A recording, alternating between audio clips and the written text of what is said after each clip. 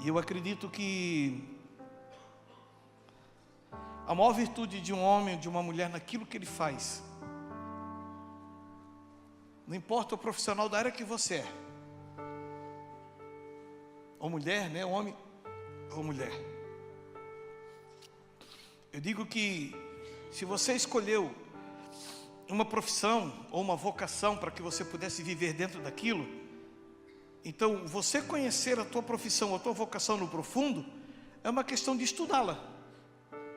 Estudar, né? Graduação, pós-graduação, mestrado, doutorado e assim por diante.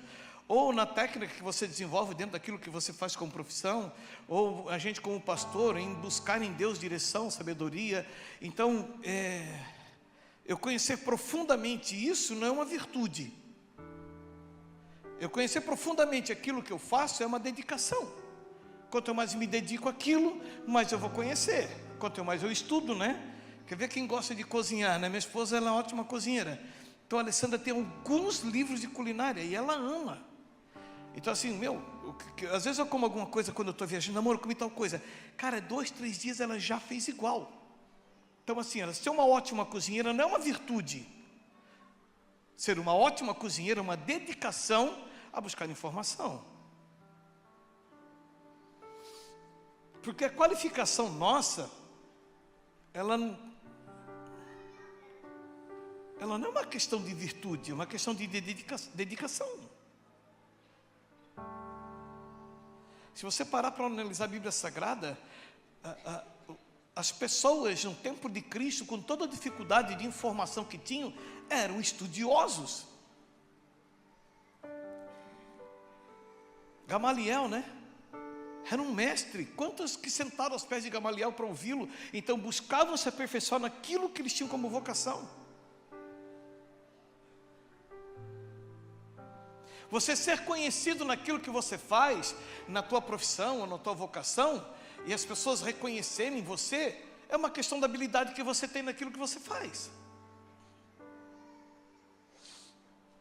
Não, essa pessoa é bom. Não, eu gosto de conversar com tal pastor porque, ele tem uma sabedoria, sabe? Eu gosto de ouvir tal pastor pregando, ele tem uma palavra. Não, eu gosto de tal dentista, aquele dentista é ótimo.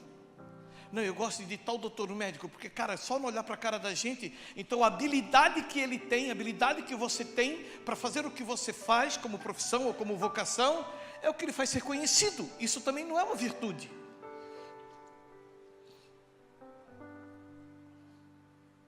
Eu gosto do pastor Casas mesmo, porque o pastor Casas é um paizão e parece que meu Deus abraça todo mundo e sempre tem uma palavra boa.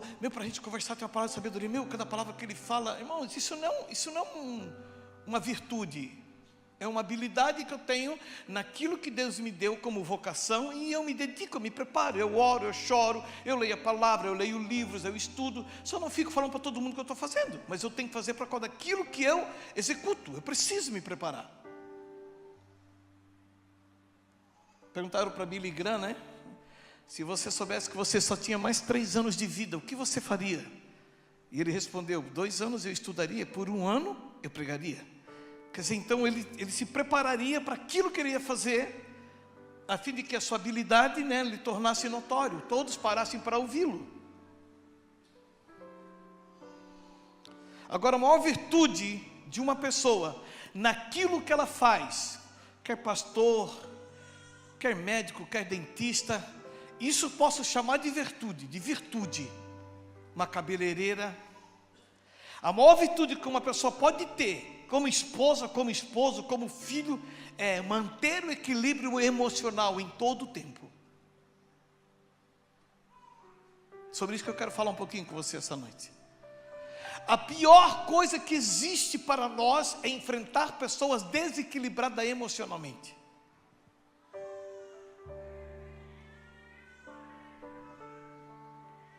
É a pior coisa que existe. Uma pessoa desequilibrada emocionalmente, ela pode provocar uma desgraça sem medir as consequências. Ela não vai medir as consequências. Se ela tem um desequilíbrio emocional, ela vai espanar. Aliás, tem uma frase do socorrista, dos bombeiros, muito antiga. Ela diz assim: mantenha o equilíbrio emocional. O desequilíbrio emocional em nós, querido, ele causa desgraças no casamento, ele causa desgraça com os filhos, causa desgraça com os colegas de trabalho, causa desgraça com os clientes, causa desgraça com os fornecedores, causa desgraça com os credores. O desequilíbrio emocional, ele é uma merda. Ah, não posso falar merda, eu sou pastor. Falei merda de novo, eu falei 3 vezes. É porque tem gente que às vezes fica assustado, né? E infelizmente muitos de nós temos perdido, sabe, status que conquistamos como esposo, como profissional, como amigo. Temos perdido esses lugares porque o nosso desequilíbrio emocional, ele tem infelizmente estragado tudo. Sabe aquele marido que é ciumento, que desconfia da mulher se ela nunca ter feito nada? Em vez de ele verificar os fatos, procurar saber se é verdade ou se é mentira, ele chega atacando, ele entra no desequilíbrio emocional e ele destrói o casamento.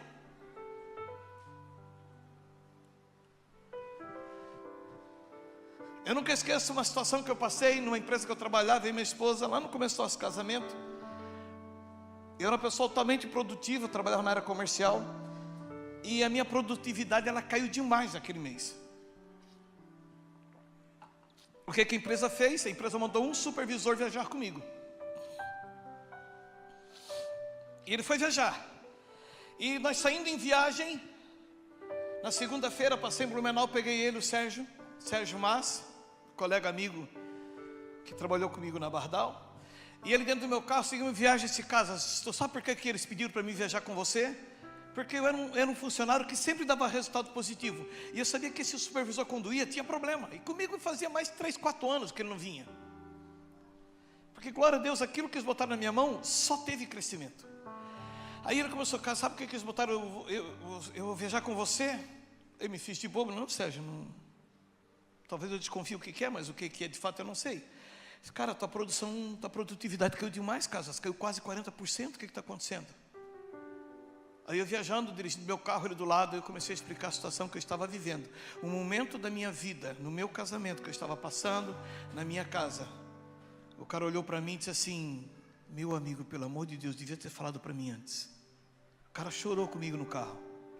Disse assim: cara, vamos fazer o seguinte, eu já vou ligar para a diretoria e vou falar para ele que esse mês eu vou ficar o mês inteiro contigo. Eu não quero que tu trabalhe, deixa que eu vou cuidar para você, só quero que tu junto comigo. Esse cara, eu não estou em condições de produzir, minha cabeça não está aqui, eu estou... Não, fica tranquilo. Cara, eles me cuidaram de um jeito, quando eu abri para ele o meu desequilíbrio emocional. Por que eu estava daquele jeito? Foi 30 dias que ele trabalhou comigo, 4 semanas do meu lado, daquele abençoado. E ele foi um remédio para minha alma, porque ele cuidou de mim no meu desequilíbrio emocional. Passado 30 dias, voltei minha produtividade, acabou, nunca mais em problema. Mas eu estava num momento de desequilíbrio emocional que eu prejudiquei a minha produtividade. Quer dizer, o meu status de um ótimo funcionário caiu, porque eu estava em desequilíbrio.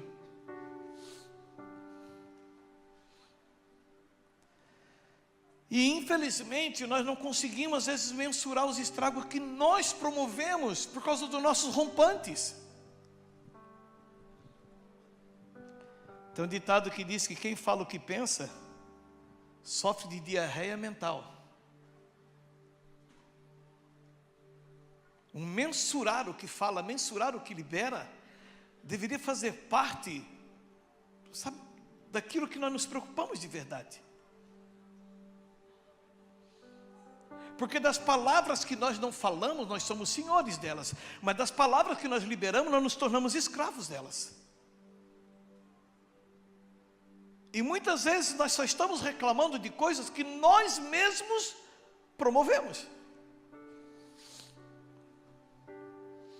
O equilíbrio emocional, ele é tão fantástico, ele é tão maravilhoso, que ele evitou com que desgraças fossem feitas de maneira terríveis na história da humanidade. Jesus é o nosso modelo, amém? Amém? Então abre comigo lá em Lucas capítulo 33, versículo 34, só na parte A, eu acho que é, ou na parte B. Lucas 23, 34.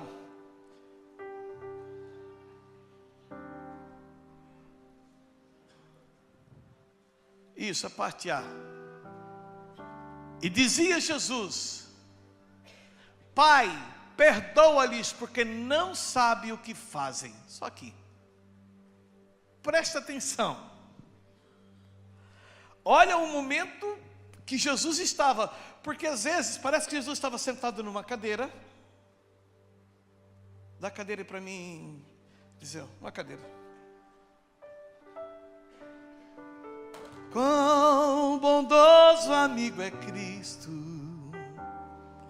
carregou com as nossas dores. Parece que Jesus está sentado numa cadeirinha de boa.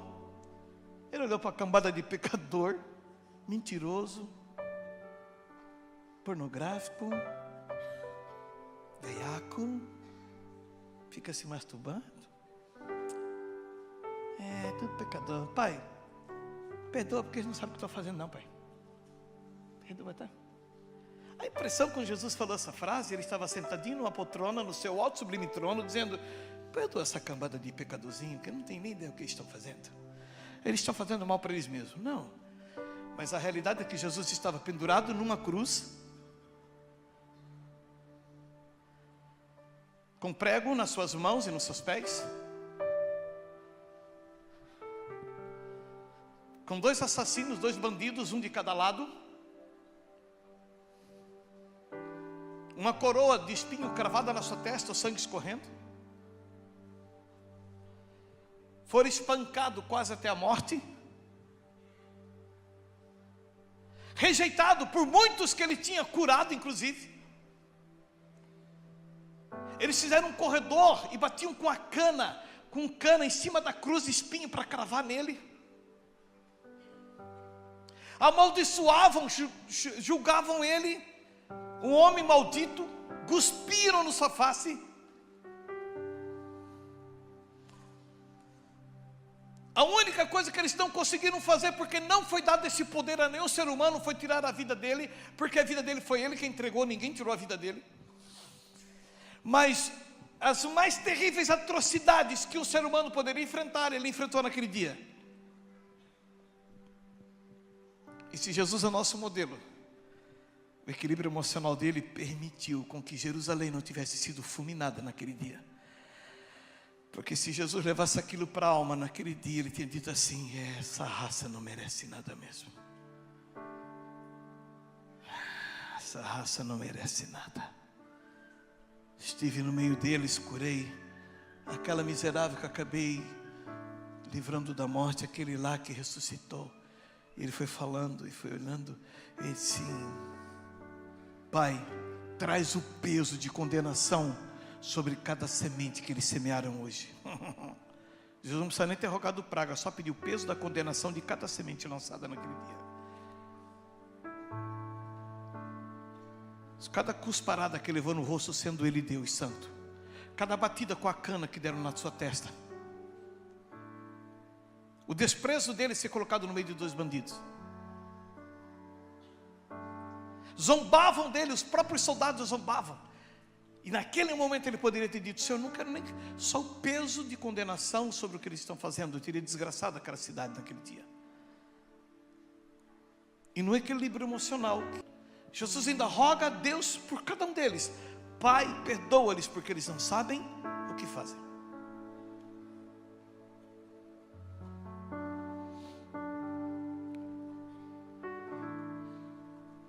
Sabe que eu acho que a maior dificuldade de Deus confiar a autoridade a um homem ou uma mulher é o que ele vai fazer com aquilo que ele recebeu.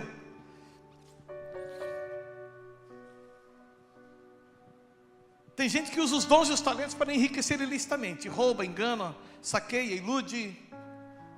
Aquelas campanhas de envelope, aquelas campanhas de prosperidade que é só para enriquecer o bolso de quem faz campanha. O problema é seu se você acredita nisso. Eu não acredito, porque a Bíblia Sagrada não me ensinou isso. Aliás, não tem uma campanha de envelope na Bíblia. Se tiver uma, me mostra que nós entramos na campanha de envelope. Se não tem, esquece. Pode abandonar porque é do homem ou do diabo. Prosperidade são princípios bíblicos, dízimos, oferta alçada, esmola e primícias. Pronto, 5 princípios bíblicos. Aplicou, prospera. Pronto, não precisa nem ser crente. Pode ser até ser ateu. Se você aplicar os 5 princípios bíblicos de prosperidade, você vai prosperar. Porque a palavra de Deus é sobre os princípios, não é sobre quem crê e não crê. Tu aplicou o princípio, tu desfruta. Sabe aquela tia velha que todo mundo tem, que tu chega na casa dela, sempre tem pão, tem chimia, tem doce, tem fruta, e a velha ganha um salário por mês e nunca fica doente, e sempre tem coisa na mesa? É porque ela aplica o princípio da divisão. Ela divide o que ela tem, se multiplica. Todo mundo tem uma tia dessa, eu tenho. Apesar que minhas tias já estão quase tudo mortas, já, irmão. Verdade, só umas 2, 3 só. Aí quando tu para analisar o princípio da semeadura, tu entende que prosperidade é princípio, não é outra coisa. Deixa eu voltar para a palavra. Então a grande virtude de um profissional é equilíbrio emocional.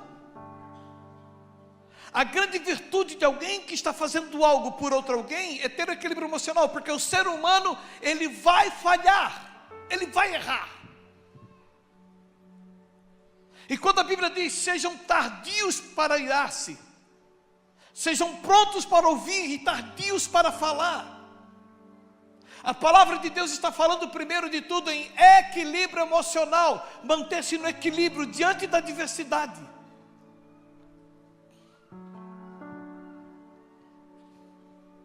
E isso salvou Israel. Abre comigo em Gênesis capítulo 50, por favor. Gênesis capítulo 50, no versículo 1.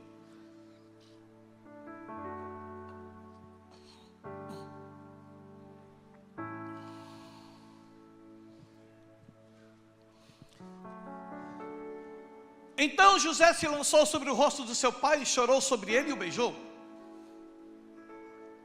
E José ordenou aos seus servos, os médicos, que embalsamassem o seu pai, e os médicos embalsamaram Israel.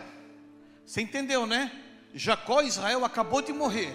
José vê o seu pai morto, se lança, chora sobre o seu pai, chama os médicos, que agora José era o segundo no Egito. Ele diz para os médicos do Egito, embalsame meu pai. Então trouxeram aquelas ervas especiais e todo o processo, e embalsamaram, para que o corpo não entrasse em decomposição. Vamos para frente. E cumpriram-se-lhe 40 dias, porque assim se cumprem os dias daqueles que se embalsamam. E os egípcios choraram 70 dias. Então ele embalsamado não apodrecia, 70 dias chorando ele. Passados os dias do seu choro, falou José à casa de Faraó, dizendo, se agora tem achado graça aos vossos olhos, rogo-vos que falei aos ouvidos de Faraó, dizendo, meu pai me fez jurar, dizendo, eis que eu morro em meu sepulcro, que cavei para mim na terra de Canaã, ali me sepultarás. Agora, pois, te peço que eu suba para que sepulte meu pai, então voltarei. E Faraó disse, sobe e sepulta o teu pai, como ele te fez jurar. E José subiu para sepultar o seu pai, e subiram com ele todos os servos de Faraó, os anciões da sua casa, e todos os anciões da terra do Egito, como também toda a casa de José e seus irmãos, e a casa de seu pai. Somente deixaram na terra de Gósen os seus meninos, as suas ovelhas e as suas vacas. E subiram também com ele tanto carros como gente a cavalo, e o concurso foi grandíssimo, quer dizer, o cortejo, enorme cortejo que seguiu o corpo de Jacó, ou de Israel, até em Canaã para sepultá-lo. Foi um cortejo enorme.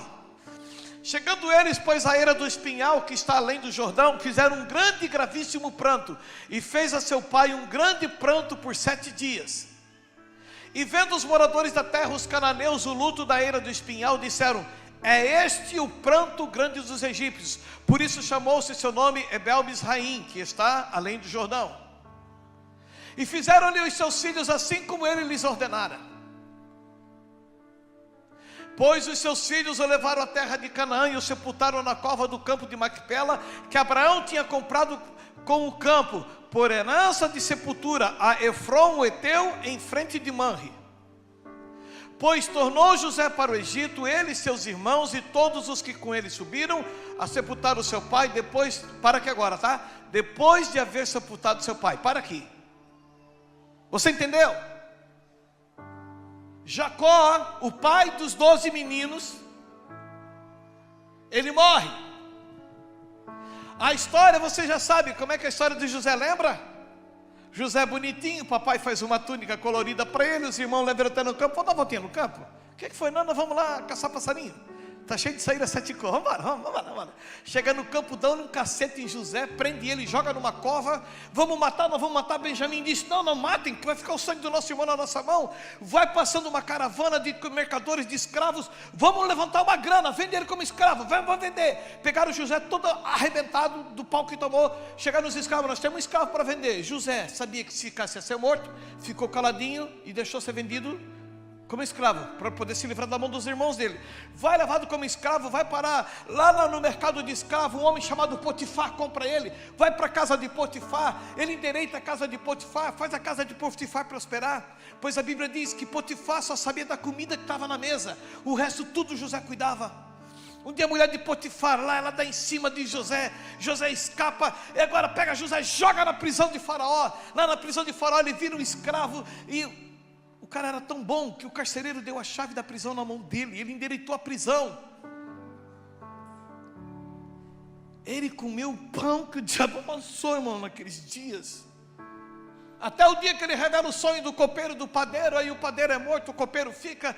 E o copeiro é para lembrar, falar dele para Faraó. O copeiro fica quietinho. 3 anos depois, Faraó teve um sonho de vaca gorda, vaca magra, espiga gorda, espiga magra. Aí ele lembrou: tem um cara na prisão que revela sonho. Porque quando o senhor ia matar gente, ele revelou que o padeiro ia morrer e eu ia sobreviver. 3 anos que o copeiro lembra dele, traz José. José revela o sonho para Faraó.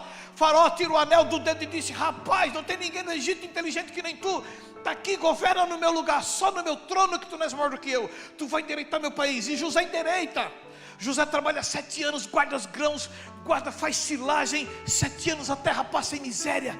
O povo de todo o Oriente Médio começa a ir para o Egito para poder comprar comida. Daqui a pouco não tinha mais dinheiro. Aí começa a vender o gado, vai vendendo os filhos. Eles se vendem a terra. Faraó se vira dono de tudo. Até o dia que Jacó diz: tem comida no Egito, vamos lá buscar comida no Egito. E os irmãos de José: tá bom, meu pai, vai lá uns 3, 4, não lembro quanto, meia dúzia de filhos, vai para o Egito, chega lá. Quando eles entram, agora José não era aquele guri todo espancado, todo arrebentadinho. Agora já era um homem forte, educado, academia, personal trainer, coisa arada. Todo cheio de ouro, cobertão, cara malhadão, barriguinha no shape. Entra aquele cara bonitão, e ninguém podia olhar no rosto. Não podia olhar no rosto de um governante, tinha cara no chão. E ele chega e diz: quem são vocês? Nós somos lá da terra de Canaã, somos dos hebreus, somos filhos de Jacó. José: meus irmãos, somos lá dos hebreus. Ele não podia perguntar como estava o pai dele.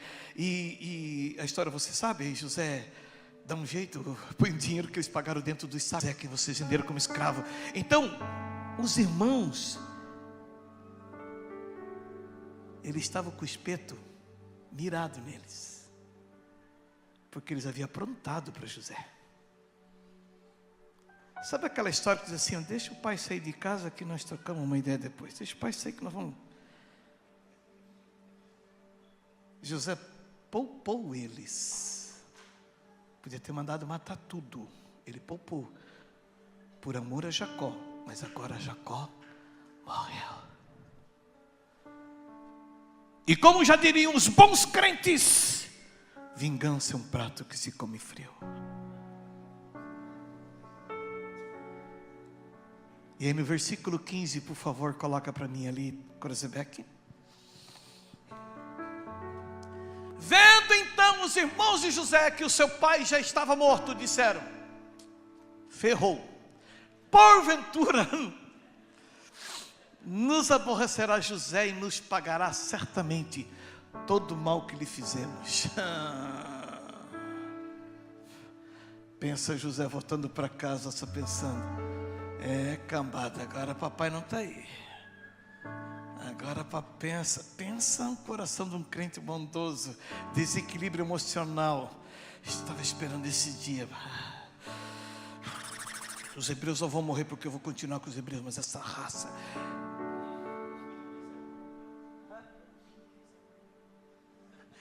E ele ia voltando do enterro de Jacó, de Israel, pensando, e na carruagem estava tocando: tem sabor de mel, tem sabor de mel. A minha vingança hoje tem sabor de mel. Quem me viu passar na prova e não me ajudou, esses 12 agora se ferram, né? Ele está pensando, e os irmãos dele, irmãos, estavam mais perdidos que cachorro caído de mudança. Eles não sabiam para onde ir. E eles dizem: cara, nós estamos ferrados. É 16 agora. Portanto, volta no 15, por favor. Vendo então os irmãos de José que o seu pai já estava morto, disseram: porventura nos aborrecerá José e nos pagará certamente todo o mal que lhe fizemos. 16. Portanto enviaram a José dizendo: teu pai mandou antes da sua morte, dizendo: assim direis a José: perdoa, rogo-te a transgressão dos teus irmãos e o seu pecado, porque te fizeram mal. Agora pois rogamos-te que perdoes a transgressão dos servos do Deus do teu pai. Todo cordeirinho. E José chorou quando eles lhe falavam. 18. Depois vieram também seus irmãos e prostraram-se diante dele e disseram: eis-os aqui por teus servos. E José lhes disse: não temais, porque porventura estou eu em lugar de Deus? Vós bem intentastes mal contra mim, porém Deus o tornou em bem, para fazer como se vê este dia, para conservar em vida a um povo grande. Agora pois não temais, eu vos sustentarei, a vós e a vossos meninos.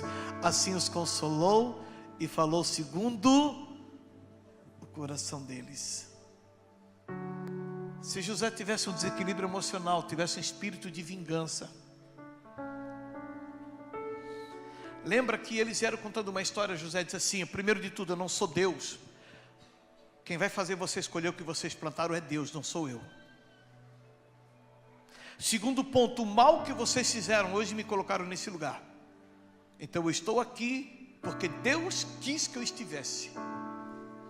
E terceiro ponto, eu estou aqui porque Deus não queria que o povo do meu pai fosse extinto. Então não sou eu que vou eliminar vocês.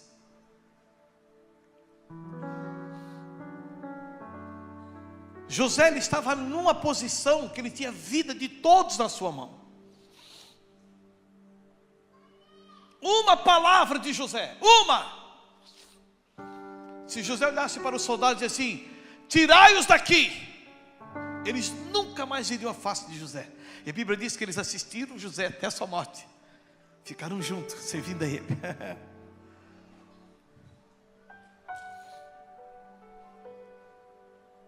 Eu diria que a virtude de um profissional é o seu controle emocional. Eu chego a pensar que a emoção, dentro daquilo que você tem que exercer, ela tem que ser uma barra de gelo, para que o teu equilíbrio não se perca.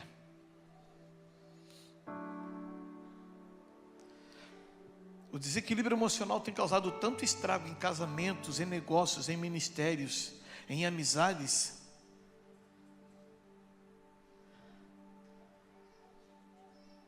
que eu digo que 90% do desequilíbrio emocional é responsável por toda a humilhação e pedido de perdão que temos que ter. Ai, me perdoe, estava nervoso. Está nervoso nada, sua desequilibrada.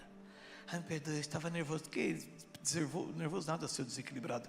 Todo mundo fica nervoso, mas nem todo mundo sai matando. Todo mundo fica sob pressão, mas nem todo mundo sai chutando.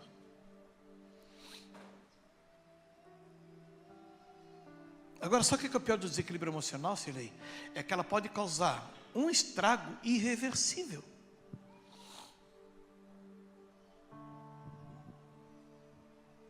Eu não consigo imaginar o que teria sido se José naquele dia dissesse: tirai-os daqui. Eu não consigo imaginar se Jesus tivesse dito assim: ó, Senhor, traga sobre esse povo o peso segundo aquilo que eles semearam. 2 Reis capítulo 2.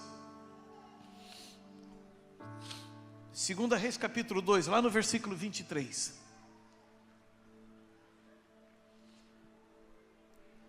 Aqui Eliseu acabou de receber a capa de Elias. Toda a autoridade que estava sobre Elias estava sobre Eliseu agora. Tanto que os versículos, se você quiser ler o capítulo 2, lá do primeiro depois, é lindo, é quando Eliseu vê Elias sendo arrebatado na carruagem de fogo, a capa cai, Eliseu pega a capa, chega no Rio Jordão e diz, cadê o Deus de Elias? Ele toca no Rio Jordão abre, quando ele passa tinha uma cidade, ó homem de Deus, tu está aqui, essa cidade, como tu vê, uma cidade boa, mas a água é amarga e a terra é estéril. Eliseu pega uma cambuca nova de barro, põe sal dentro, sobe na fonte das águas, derrama o sal, a água é curada, a terra volta a ser fértil de novo. Então Eliseu fez um milagre, ele mudou a história de uma cidade. E agora ele está saindo dessa cidade, ele está indo para Bet-El. O que quer dizer no hebraico Bet-El? Casa de Deus. O que ele estava indo fazer em Bet-El? Adorar. Você imagina, Eliseu pegou a capa de Elias. I want to be free. Agora eu faço o que eu quero. E ele tipo assim, vamos ver se esse negócio é verdadeiro. Eu poderia passar nadando o Rio Jordão. Eu poderia andar mais 2 quilômetros e passar por cima de uma pinguela que fizeram. Eu poderia procurar o lugar das pedras para passar. Não, mas eu quero ver se voltaram. Realmente eu não sei. Eu disse para vocês, e agora? Ele subiu e ficou comigo, a autoridade que estava sobre ele. Não, então peraí. Então é tudo que a gente precisa. A cidade é boa, mas a água amarga. Ele disse, cadê? Me dá uma vasilha de barro, põe sal dentro.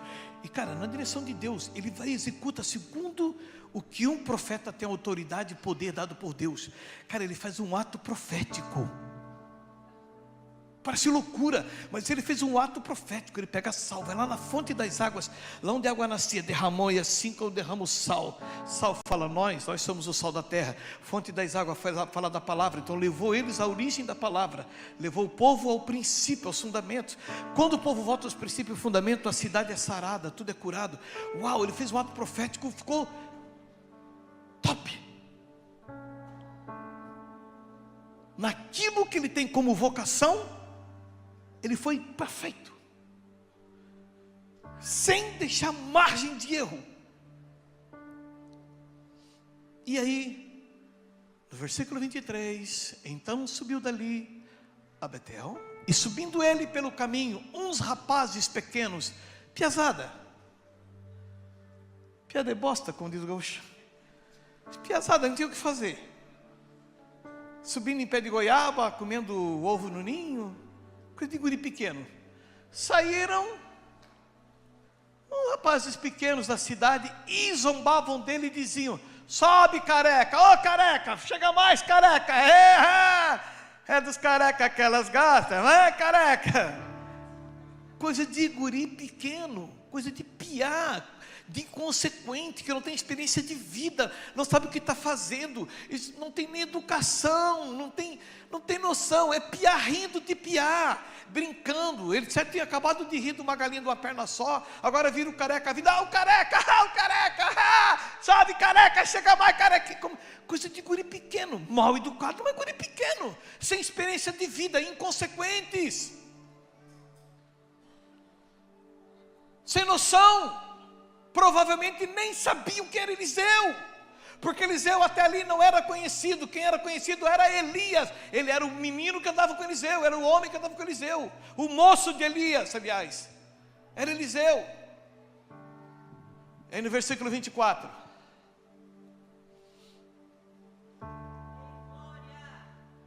e virando-se ele para trás, os viu e os amaldiçoou no nome do Senhor. Lembra que ele recebeu de Elias poder e autoridade? Então 2 ursas saíram do bosque e despedaçaram 42 daqueles meninos. A Bíblia ainda chama de pequenos.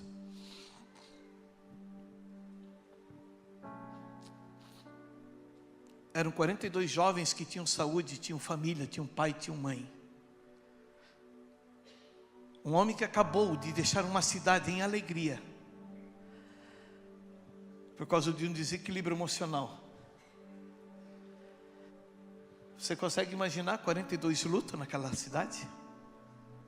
Você consegue imaginar agora, Sérgio? Ainda que os piá é raro, Mas eles precisavam de uma boa surra, não de uma ursa matando.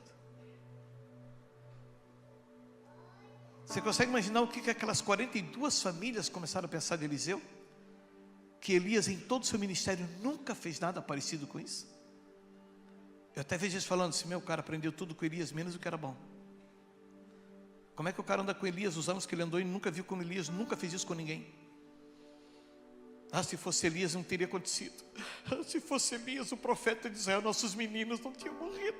Ah, se Elias estivesse ainda aqui, se esses piados eles erraram, era só falar para a gente que a gente ia dar uma surra neles, a gente ia botar eles de castigo, eles iam ficar 40 dias joelhados no milho. Se fosse Elias, seria isso o máximo que tinha acontecido, mas eles não tinham morrido.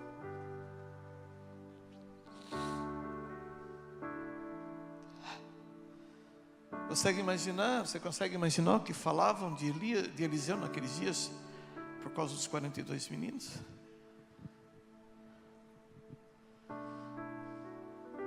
Só espero que você esteja entendendo onde é que eu estou te levando hoje. A maior virtude de um profissional é ter equilíbrio emocional. Nós precisamos ter responsabilidade com as nossas emoções. Geazi, o moço que aprendia com ele, ali na sequência, mais para frente um pouco, tu vai achar nesse livro. Um moço que aprendia com ele, um dia chega Naamã com a lepra, Naamã é curado. Geazi viu uma oportunidade de levar um dinheirinho, vai atrás de Naamã e pede o dinheiro, pede as roupas, volta. Eliseu, onde é que tu foi, guri? No lugar. Fui tirar água do poço.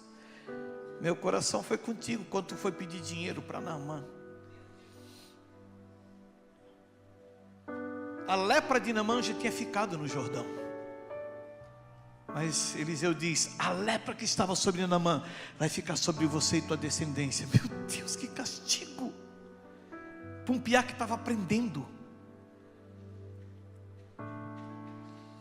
Nós temos que ter responsabilidade com as nossas emoções, ou infelizmente nós vamos prejudicar muito mais do que a gente imaginaria. Portanto, a lepra de Naamã se apegará a ti e a tua descendência.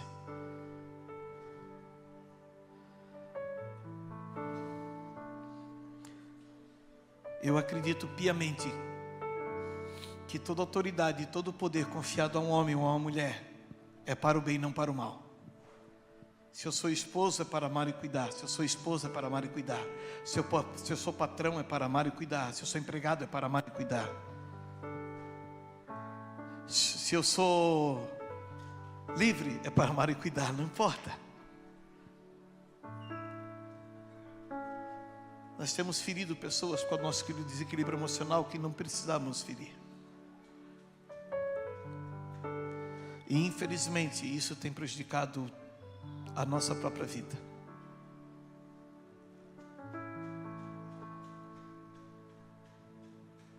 Geazi lá na frente, quando o rei pergunta, como é que foi essa história do teu chefe, do Eliseu? Geazi conta, não, ele é um homem usado por Deus. Olha, uma mulher uma vez, uma sunamita, que ele falou uma palavra, ela engravidou, ela ganhou um bebê, e o menino depois de jovenzinho, ele morreu, e Eliseu foi lá e o menino ressuscitou, e quando ele estava falando, a mulher entrou no salão com o menino, ele disse, oh, essa mulher, ela dela disse, o que foi? Não foi tu, Eliseu, teu menino? Foi, Eliseu. Uau, o rei disse, uau, é verdade, e o que tu queres aqui? É que o meu marido morreu e tudo que era meu foi tomado. O rei na hora, não, mande alguém restituir ela, toda a terra dela, e o que usaram da terra dela, mande pagar ela de volta. Cara, por quando Eliseu, Geazi dá o testemunho, Eliseu é reconhecido como homem de Deus, a mulher recebe a terra dela de volta.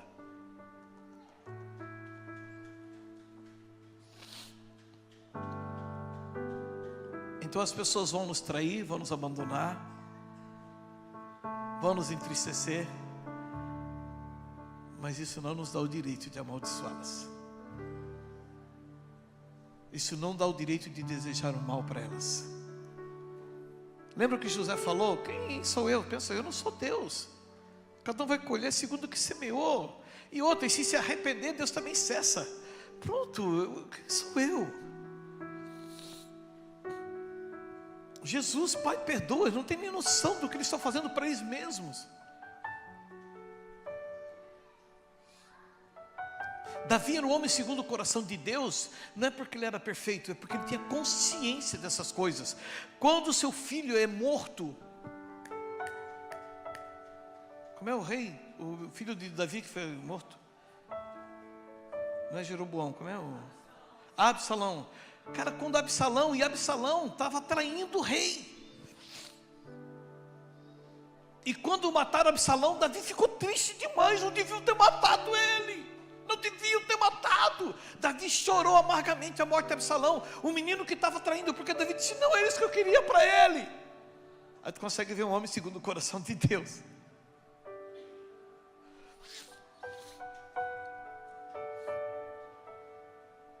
Aí muitos de nós estamos sofrendo porque nós não conseguimos guardar a nossa língua dentro da boca. E a nossa boca fala demais. E perdemos uma excelente oportunidade de não ferirmos, de não amaldiçoarmos e não estragarmos tudo. O livro de Provérbios chega a dizer que nós temos na nossa boca poder de vida e de morte. Quando vê uma prostituta fazendo ponto lá na beira da rua, não amaldiçoe e não julgue, você não sabe a condição dela. Ela pode estar ali, inclusive, porque gosta de estar. E por mais que ela goste de estar ali, tenha prazer, nós não temos o direito de julgá-la. Que dera se ela está ali por uma condição familiar, social e assim por diante. Espiritual principalmente. A nós foi dado o direito de amar as pessoas. Esse é o direito que nós temos. Abre comigo em Romanos capítulo 12, por favor. Lá no versículo 1.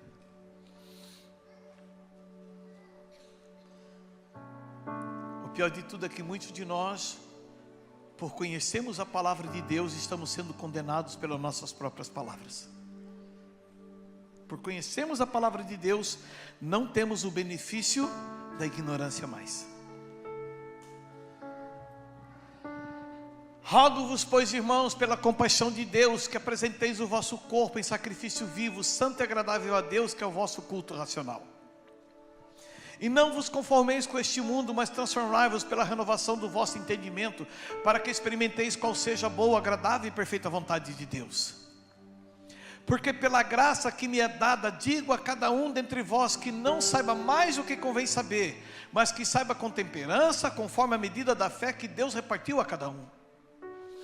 Porque assim como em um corpo temos muitos membros, e nem todos os membros têm a mesma operação, assim nós que somos muitos, somos um só corpo em Cristo, mas individualmente somos membros uns dos outros. De modo que, tendo diferentes dons, segundo a graça que nos é dada, se é profecia, seja ela segundo a medida da fé, se é ministério, seja em ministrar, se é ensinar, haja dedicação ao ensino, ou que exorta, use esse dom. Não sejais vagarosos no cuidado, sede fervorosos no espírito, servindo ao Senhor. Alegrai-vos na esperança, sede pacientes na tribulação, perseverai na oração. Comunicai com os santos nas suas necessidades, segui a hospitalidade. Abençoai os que vos perseguem, abençoai e não amaldiçoeis. Alegrai-vos com os que se alegram e chorai com os que choram. Vamos até o 21.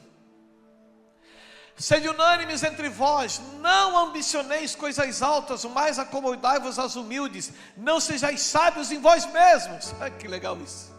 E ninguém torneis mal por mal, procurai as coisas honestas perante todos os homens. Se for possível, quando estiver em vós, tende paz com todos os homens. Não vos vingueis a vós mesmos, amados, mas dai lugar à ira, porque está escrito, minha vingança, eu recompensarei, diz o Senhor. Portanto, se o teu inimigo tiver fome, dá-lhe de comer, se tiver sede, dá-lhe de beber, porque fazendo isso, amontoarás brasas de fogo sobre a tua cabeça. Não te deixes vencer do mal, mas vença o mal com o bem. Parece difícil, mas é necessário. Nós não somos obrigados a caminhar com quem nos persegue, mas por um senso de responsabilidade nós somos obrigados a não amaldiçoar. Equilíbrio emocional.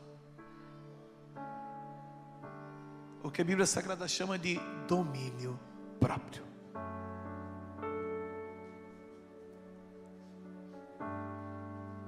Você entendeu agora? Estou há 40 minutos falando de equilíbrio emocional e agora você entendeu o que é domínio próprio.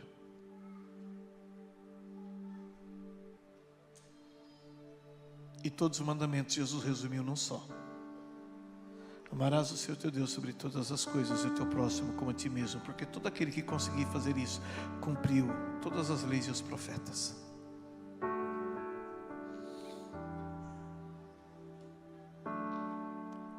Eu sei que Eliseu foi um homem, um profeta de Deus, e eu não vejo ele sendo um homem mau, mas nos seus pontos de desequilíbrio ele fez um grande estrago. Quando Eva comeu do fruto da árvore proibida, Adão vai e come junto. Se ele tivesse parado para pensar, Rica, não, peraí, você errou. Não, calma, não, mas, não, amor, se você está errando, eu não vou errar junto com você, calma. Espero o pai chegar, nós vamos consertar isso. Se quando Deus tivesse vindo ao jardim, Adão disse assim, a minha mulher fez uma grande besteira. Pois é, Adão, agora não dá mais para ter ela no jardim, então eu saio com ela assim, ó. Mas você não pecou, não tem problema. Você me deu ela para mim cuidar. Lembra de Moisés com o povo no deserto? Moisés, vamos começar só nós dois, eu mato isso tudo. Não, Senhor, o que vão falar de ti lá no Egito? Não, Senhor, não mata o povo não. E o povo perturbando a cabecinha de Moisés. Ou seja, pensa nós numa oportunidade daquela com Deus, não? O povo perturbando, perseguindo, eu disse, ô Casas, vamos acabar com tudo, começar nós dois só assim, ó. Não pergunta de novo. Não, estou falando sério. Senhor, então faz como tu quiser, Senhor. Não, tu me dá ideia aí, a gente já faz já.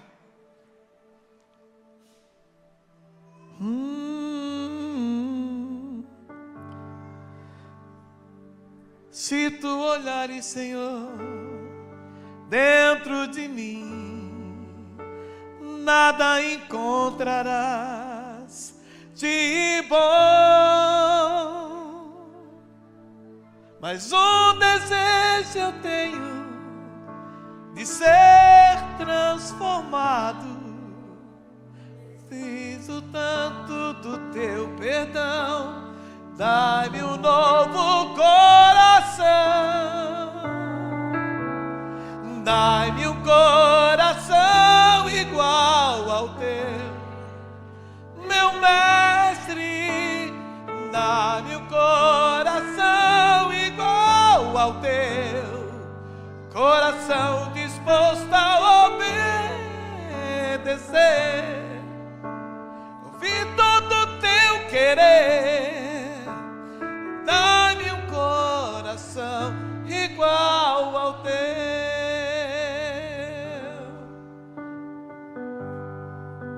Coração disposto a obedecer e todo o teu querer, dá-me um coração igual ao teu. Mas é difícil reconhecer. O primeiro defeito de todo orgulhoso é dizer que não precisa de ninguém quando ele está bem. E o segundo defeito de todo orgulhoso é se humilhar para alguém só para tirar proveito dele. Só reconhecer quando sabe que vai ter vantagem. Eu acredito que hoje Deus falou conosco a respeito de um assunto muito sério. E sinceramente,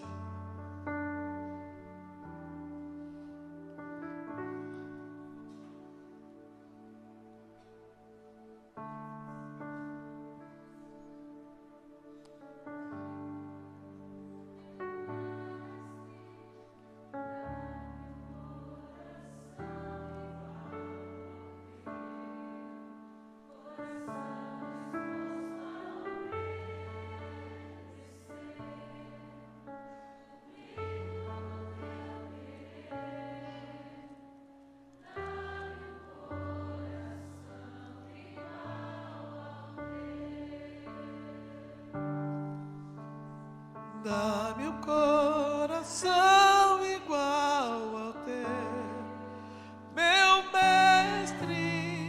Dá-me o coração igual ao teu.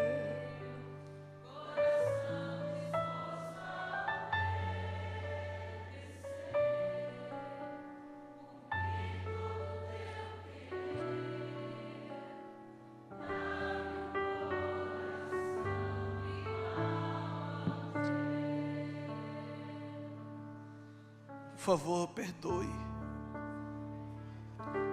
Perdoe, por favor. Ninguém tem o direito de manter a mágoa de ninguém aprisionada no coração. Ninguém tem o direito. Por favor, perdoe. Libere. É a tua saúde que está em jogo. É a tua vida que está correndo risco. Perdoe, libere. A pessoa libere. Libere. Não fique falando mal, não amaldiçoe. Não persiga. Olha o poder que tem na tua boca. Você está gerando morte. O teu desequilíbrio emocional está trazendo desgraça. Será que você é tão idiota que não percebe? Será que você é tão burro que não entende isso? Será que é tão louco ao ponto de não se importar com a autoridade que está sobre você?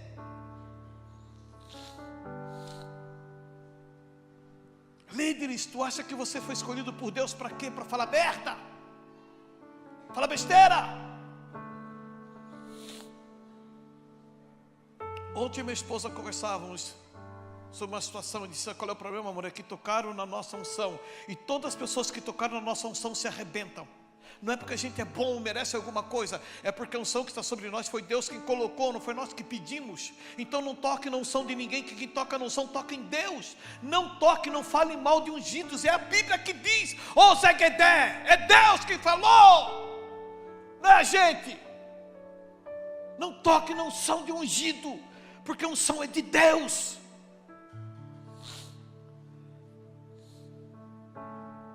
Não toque. Mas ele está em pecado, ele que se vire com Deus. Mas não toque. Saul esteve na mão de Davi. Davi olhou para o rapaz disse: devia ter matado ele. Jonatas. Quando Davi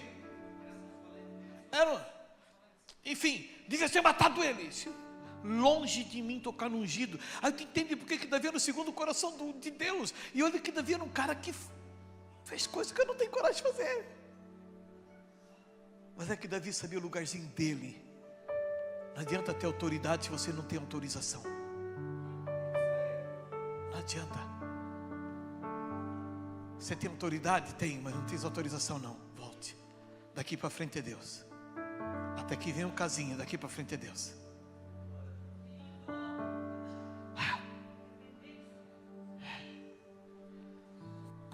Perdoe. Sabe por que muita gente está com a vida sem sentido, querendo sumir? É porque não consegue alcançar esse lugar de liberar. Libere, libere, perdoe, libere. Deixa andar, a fila anda. A fila anda.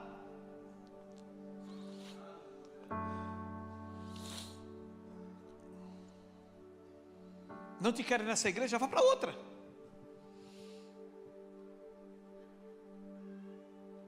Te traíram, não te querem mais no teu casamento, manda andar, vá para outro.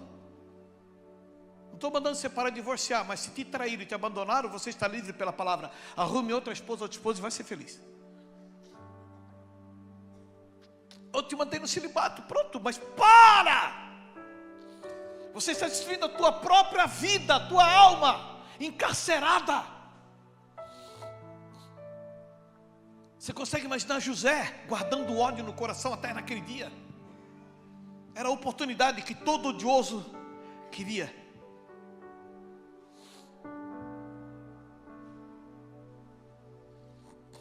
A maior virtude de alguém é conseguir manter seu equilíbrio emocional.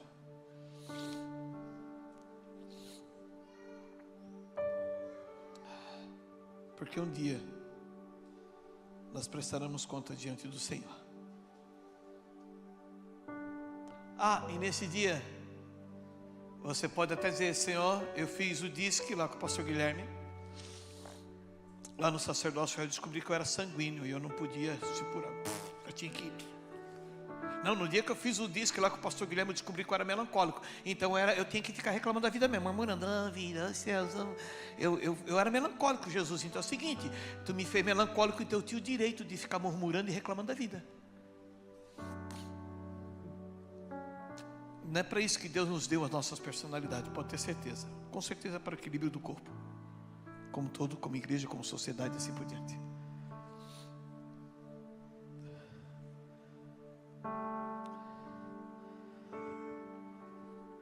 Eu quero encerrar então com a minha frase que o Senhor me deu essa semana. A maior virtude de um profissional é o seu equilíbrio emocional. Quando eu falo profissional, alguém que está fazendo algo que estou capacitado, está habilitado para aquilo. Tenha equilíbrio emocional. Um policial desequilibrado no momento de abordagem com uma arma na mão é um perigo. Agora um policial equilibrado no meio da loucura de todo mundo, cara, ele é a solução. Se ele está equilibrado, ele bota todo mundo no lugarzinho rapidinho. Todo mundo louco, querendo bater, querendo matar o cara. Equilíbrio emocional. Meu irmão é policial, a gente sempre conversava sobre isso. Ele estava contando ontem, primeiro ele estava no aniversário aqui meu, ele falando que um dia eu cheguei num boteco lá que chamaram a viatura, 2 mulheres fechando o pau. 2 fechando o pau, daí ela entrou no meio e uma foi arrastada para o lado e tiraram ela. Ela passou a mão num sapato de salto e jogou na outra e deu no meio da cara dele. Puf. Esse mano, ele viu uma sapatada na cara. Agora tu consegue imaginar ele desequilibrado, o que ele tinha feito com essa mulher? As duas já estavam desequilibradas. A função dele só foi pegar ela, passar o gema e levar para a delegacia, pronto. Agora tu imagina um policial com uma arma na mão desequilibrado, o que não é? Um juiz de direito desequilibrado, com o poder da caneta na mão. Um patrão desequilibrado, né, Jorge? Quantos funcionários que te incomodou, que tu podia ter botado na rua no dia assim, não, acho que o cara só está na função errada. Ou ele não está no dia bom. Ô fulano, vai para casa. Quantas vezes tu fez isso, Jorge? Vai para casa descansar, vai. Volta amanhã. No outro dia ele voltou, seu Jorge, me perdoa, seu Jorge, eu não estava ontem. Eu aceito. No trânsito e o policial me parar. E como eu viajei muito, viagem ainda hoje, quando o policial me parou aquela vez, eu e minha esposa estavam viajando. Quando ele me parou, ele chegou e disse assim, o senhor viu que o senhor passou numa faixa dupla? Eu ia viajando na BR, rodovia, era um lançante assim longe, mas era faixa dupla. Aí eu vi que não via ninguém, só um caminhão a 60 por hora. O senhor viu que o senhor passou? Se eu vi, seu guarda, infelizmente eu fiz essa burrada mesmo. Então o senhor reconhece? Claro que eu reconheço. Se o senhor viu e eu sei que eu fiz, como é que eu vou negar? Só que o senhor não podia ter feito, eu sei, com certeza. Eu errei feio. O senhor está indo para um tal lugar assim, o que o senhor faz? Sou pastor, estou fechando. Quero ver assim. Claro, eu errei feio. Não devia ter feito. Não costumo fazer, inclusive. Quem viaja comigo sabe disso. Não ultrapasse em faixa dupla. Não faço mesmo. Questão de segurança dos outros e minha. E aquele dia, não sei que bobeira, eu estava conversando, um caminhão subindo a 60 por hora, e o jeito que eu vi no embalo, sabe? Ele olhou para mim e disse, o senhor vai com mais cuidado, tá bom? Não, o senhor pode deixar, acho que já tomei o susto que eu precisava, tá bom, boa viagem. Pronto. Ele estava equilibrado, eu também me mantive calmo. Filho, deu tudo certo. Se o Espírito Santo de Deus falou comigo essa semana para trazer essa palavra a essa congregação, é porque eu creio que tem pessoas tomando decisões sob pressão. Tem homens tomando decisão porque a esposa está fazendo pressão, e você vai fazer uma loucura com o teu ministério, você vai fazer uma loucura com a tua empresa, com os teus negócios. Tem mulher que está tomando decisão por causa de pressão de família, e você vai estragar o seu casamento, vai estragar o futuro dos seus filhos. Tem pessoas que estão abrindo mão de relacionamento com a depressão. Você não está sabendo conduzir a situação. E essa falta de equilíbrio emocional vai fazer você, daqui 2, 3 anos, olhar para trás e ver, acabei com a minha vida. Nós precisamos ter domínio próprio. É uma necessidade. Eu não quero me alongar, gostaria que você ficasse em pé comigo, por gentileza.